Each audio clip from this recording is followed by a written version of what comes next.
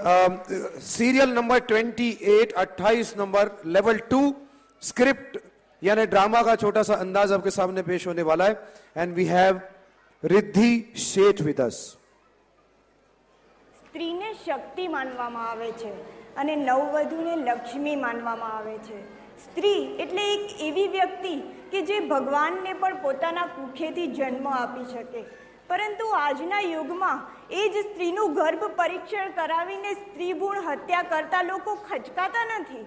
આવા લોકો માટે એક ગર્ભમાં રહેલી બાળકીનો સંદેશ સાંભળીએ.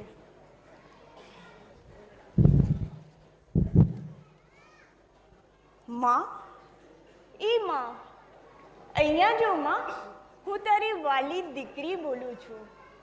મને ખબર છે કે તું મને આ દુનિયામાં જન્મ આપવા નથી માંગતી ને.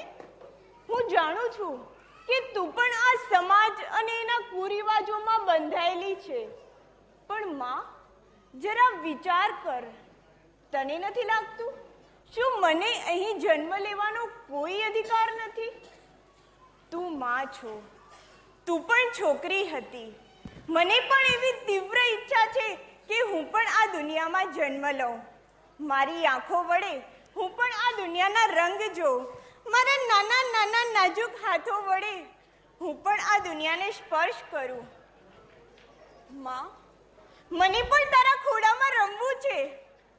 જ્યારે હું રડું ત્યારે તું મને તારી છાતીએથી વળગાડીને મને વહાલ કરે. હજી તો આ આંગણામાં મારા નાના નાના પગમાં ઝાંઝર પહેરીને મને છમ છમ છમ કરવું છે. તું જોતો ખરી મારા આ કોમળ અંગો કેટલા નાજુક છે.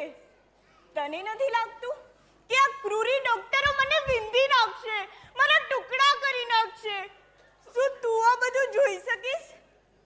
ના માં ના, હું આ દુનિયામાં આવી ને તમારા ચહેરા પર ખુશીની લાગણીઓ જોવા માંગુ છું.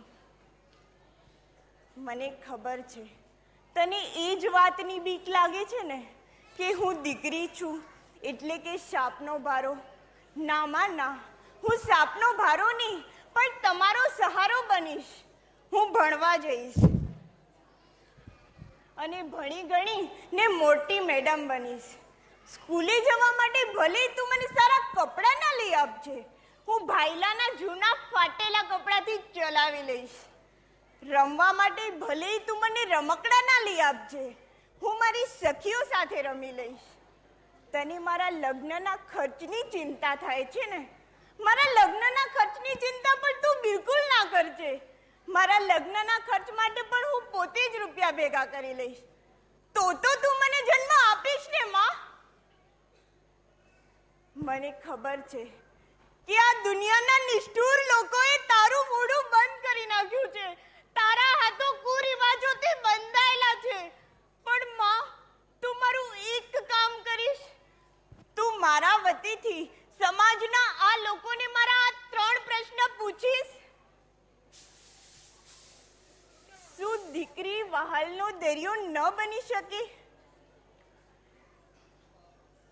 કોઈ એક બાળકીને આ દુનિયામાં જન્મ ન આપવાનો અધિકાર એમને કોણે આપ્યો? જે લોકો મને આ દુનિયામાં જન્મ આપવા નથી માંગતા એ લોકોની માતાનું જ મૃત્યુ જો ગર્ભમાં થયું હોત તો શું એમનો જન્મ શક્ય